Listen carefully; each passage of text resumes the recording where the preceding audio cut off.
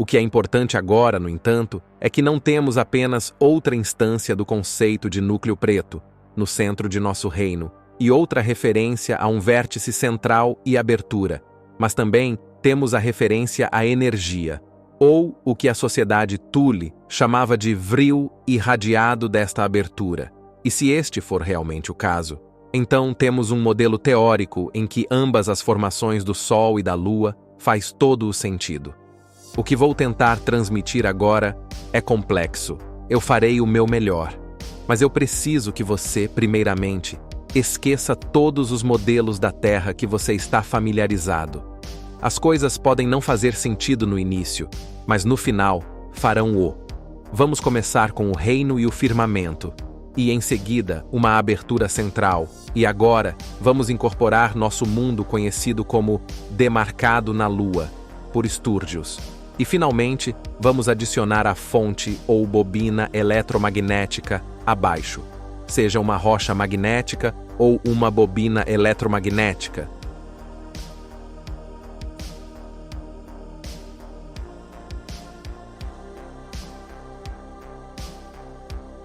A fonte do campo magnético do nosso mundo está localizado no centro e abaixo, e qualquer fonte de eletromagnetismo intenso produzia uma forte radiação.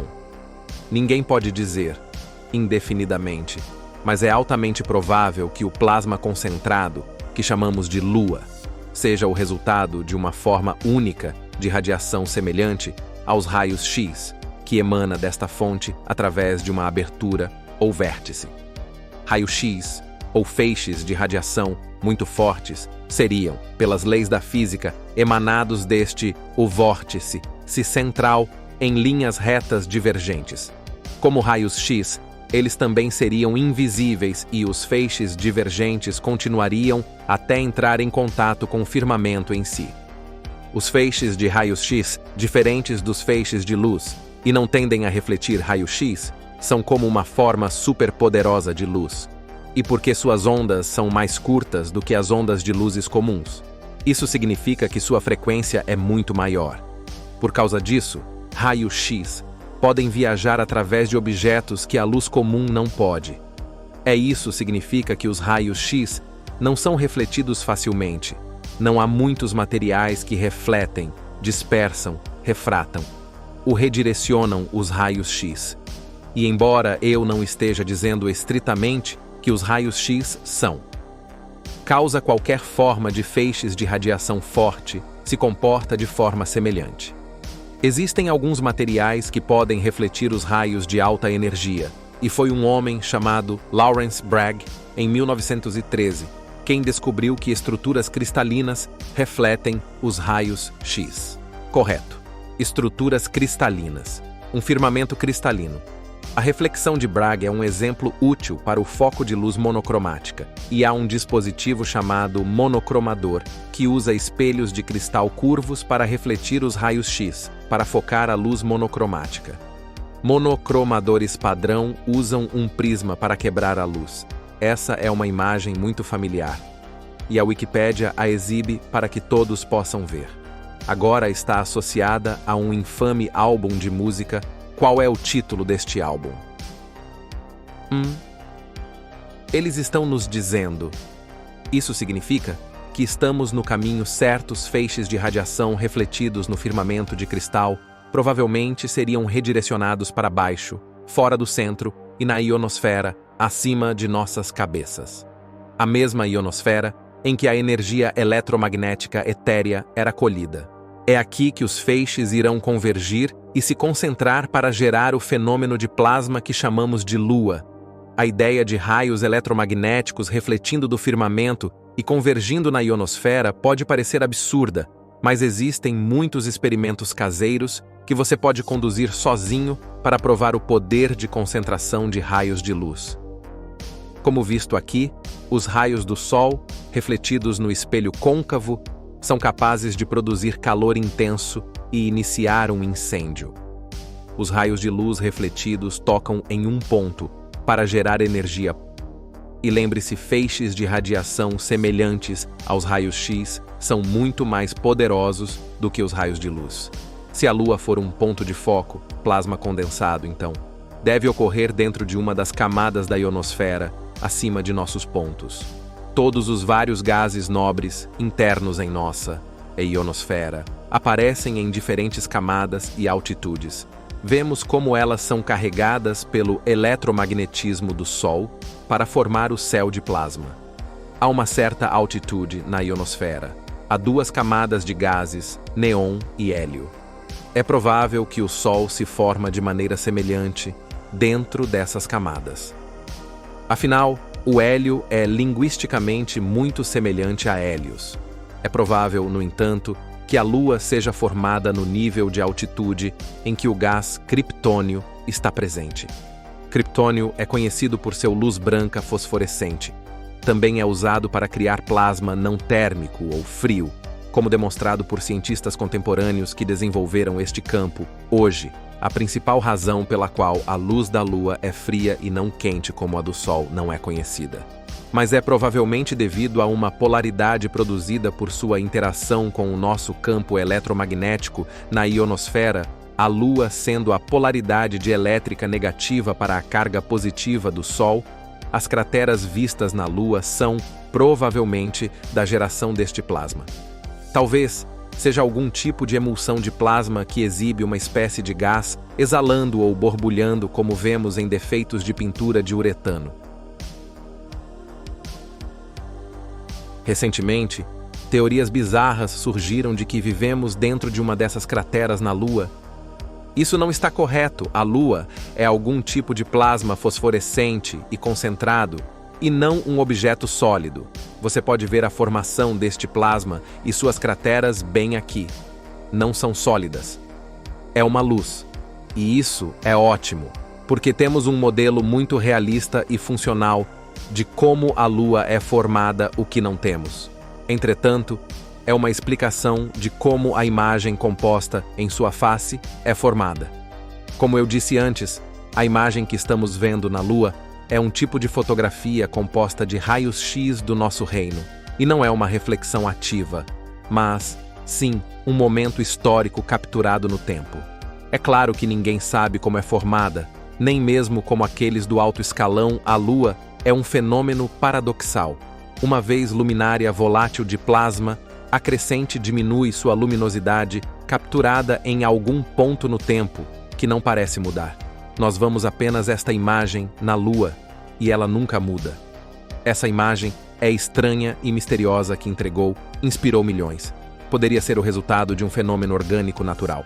Ou, talvez, até mesmo artificial. Novamente, só os controladores sabem. A palavra foto se origina do grego photos, que significa luz. Portanto, temos palavras como fotossíntese, que significa a síntese da luz, e a convertem em energia química. Um fóton é o quantum do campo eletromagnético, incluindo radiação eletromagnética como a luz. Um grande equívoco é a noção de que a imagem fotográfica não é um fenômeno orgânico natural. Isso não está correto. A palavra fotográfica significa desenhando com luz. O conceito de sensibilidade à luz natural material é bem compreendido. Nossos corpos começam a escurecer quando expostas a muita luz solar. Dependendo da exposição à ultravioleta, nossos corpos podem desenvolver linhas de bronzeamento. A luz literalmente desenha sobre nós. Certas texturas e tecidos podem desbotar ou desgastar quanto expostos à luz. Existe a câmera escura natural. Uma câmera escura natural ocorre quando um espaço escuro com um buraco permite que os raios de luz entrem de forma do espaço, resultando em uma imagem projetada do espaço fora, dentro da área escurecida. Podemos até ver imagens projetadas de um crepúsculo solar aqui no solo, sob um dossel de folhas, devido ao vãos entre as folhas. A câmera obscura natural foi, obviamente, inspiração para o desenvolvimento inicial da tecnologia fotográfica. Curiosamente, ao gás nobre criptônio, o mesmo gás presente em nossa ionosfera, tem sido usado por anos, dizem-nos, como um componente integral em flashes, de câmeras para fotografias de alta velocidade. Também, um componente essencial em scanners hiperpolarizados de ressonância magnética. Também existe a possibilidade de que a afasta a Lua não seja um fenômeno natural, mas o resultado de um experimento. Filmes fotográficos e de raio-x são criados para uma fusão de uma emulsão de gelatina com cristais de prata microscópicos. Por causa disso, a exposição à luz é capaz de capturar uma imagem latente e invisível. Durante a exposição à luz, os cristais de haleto de prata crescem em tamanhos visíveis. Isso é chamado de impressão da imagem. A prata microscópica foi essencial na produção tradicional de imagens fotográficas. Sem ela, essa tecnologia não teria sido possível, em primeiro lugar. Interessantemente, em seu alinhamento de metais nobres com corpos astronômicos, os alquimistas designaram a Lua como tendo o governo sobre o metal prata. O nascimento da fotografia moderna começou em 1800. Dizem-nos, quando o tio de Charles Darwin tentou capturar a imagem produzida em uma câmara obscura, ele descobriu que, revestindo couro branco com nitrato de prata, ele foi capaz de capturar praticamente imagem da vida real. Ou uso de nitrato de prata foi desenvolvido por Louis Daguerre, que deu origem ao daguerreótipo e à fotografia moderna. Mas o que é interessante é que o nitrato de prata passa por um outro nome. Eles chamaram de caustico-lunar, em homenagem à associação alquimista entre a Lua e a prata. Também é bastante interessante que muitas representações maçônicas dos alquimistas retratam o Sol e a Lua como raios refletidos. E quais são as coincidências que os alquimistas, que provavelmente não existiam da maneira que nos dizem, associavam a Lua com o próprio metal, o qual a fotografia tradicional é impossível sem ele. Isso não é uma coincidência. Aqueles do Velho Mundo sabiam o que a Lua era e, talvez, uma civilização mais antiga, que veio antes deles que também eram tecnologicamente avançados, contribuíram para formar a imagem na Lua. Não é tão absurdo ideia proposta, considerando que estamos continuamente experimentando coisas em uma escala cosmológica hoje, ensinando lançadores de foguetes falsos, que às vezes ficam presos no firmamento, desenvolvendo sóis artificiais. Em alguns demônios em escalões mais altos, estão até tentando encontrar maneiras de diminuir o Sol. Os humanos sempre exageraram em suas ambições quando se trata dos luminares. E eu não vejo por que civilizações avançadas do passado teriam sido diferentes. Mas como esse fenômeno de imagem composta foi feito, não é importante para a nossa jornada, é o que isso nos mostra que é importante.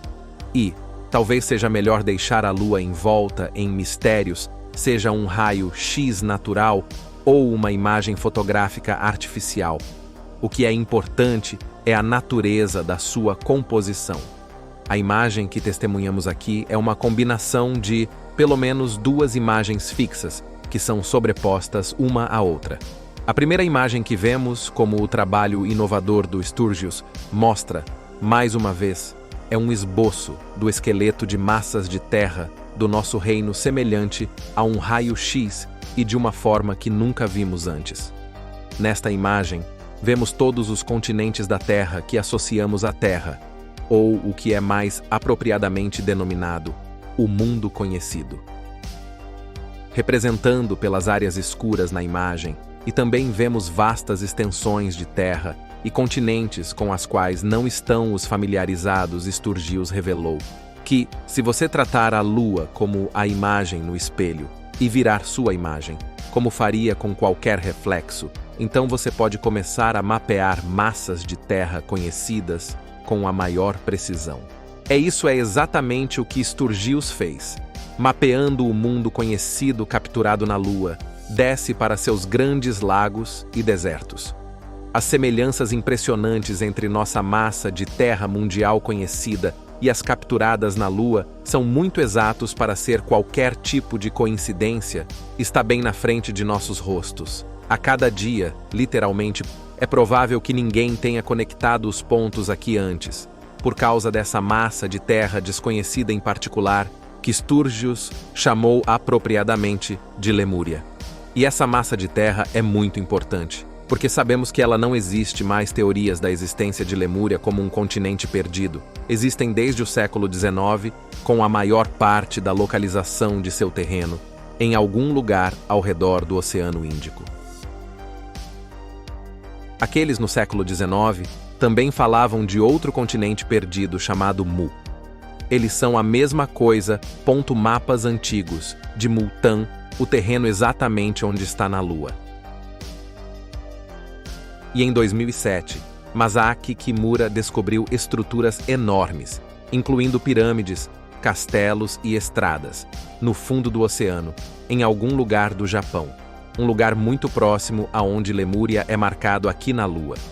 O continente afundado anos e anos atrás, isso é muito útil, porque significa que essa imagem não é um reflexo ativo, mas um momento capturado no tempo antes do continente afundar. A segunda imagem que testemunhamos simultaneamente em nossa Lua é, realmente, o próprio firmamento. Sim, você me ouviu direito. A Lua é a única imagem oficial conhecida do nosso firmamento. A face da Lua é uma imagem composta, e temos que separar as imagens para entender completamente o que estamos vendo. Temos a massa de terra do Reino Maior, e essa é uma imagem de um ângulo. E, então, temos outra imagem de um ângulo diferente. Eu só posso ilustrar isso mostrando a você.